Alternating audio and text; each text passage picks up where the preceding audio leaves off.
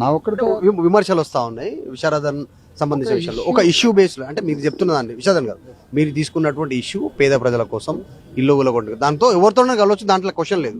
వస్తున్న విమర్శల పైన మీ ఆన్సర్ ఏంటి విమర్శ ఏంటి చెప్పాలి కదా మీరు ఆమెతో ట్రావెల్ చేయడం మొన్నటిదాకా బీఆర్ఎస్ ఉన్నప్పుడు వాళ్ళని తిట్టిరు, వీళ్ళందరినీ తిట్టి మళ్ళీ ఇప్పుడు అటాచ్ కావడానికి రీజన్ ఏంది?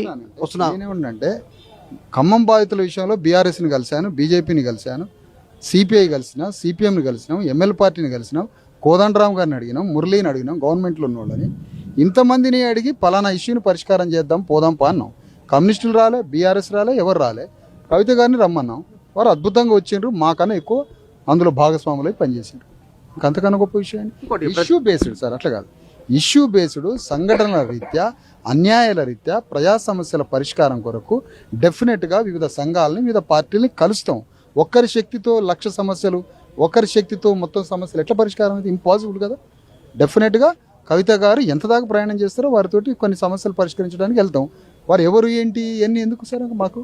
ఇన్ ఫ్యూచర్ కూడా కవితతో ట్రావెలింగ్ ఉంటుందా? జాగృతి పార్టీగా మారబోతుంది, నెల లోపల పార్టీగా రాబోతున్నారు. వారి సామాజిక న్యాయ బద్ధత మీద ఆధారపడి ఉంటుంది. వారు సామాజిక న్యాయ సూత్రాన్ని అద్భుతంగా తీసుకొని ముందుకెళ్తే అంతే స్థాయిలో మా ప్రయాణం ఉంటుంది. షూర్. అంటే ఆమె గ్రౌండ్ లోకి వెళ్ళబోతా ఉన్నారు, పాదయాత్ర చేస్తా ఉన్నారు, మీరు పార్టీతో మీరు పాదయాత్ర చేసారు, దీక్షలు చేస్తారు, జనాలనే ఉంటారు.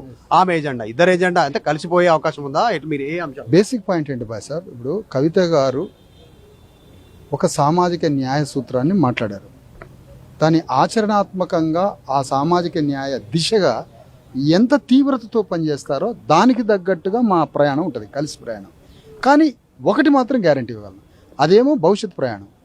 నేనేమన్నానంటే ప్రజా సమస్యలు, ప్రభుత్వం ఇచ్చిన హామీలు, రోడ్డు మీద బయట అనేక సంఘటనలు, కర్లరాశి జరిగిన సంఘటనలో వారు ఇన్వాల్వ్ అయ్యారు.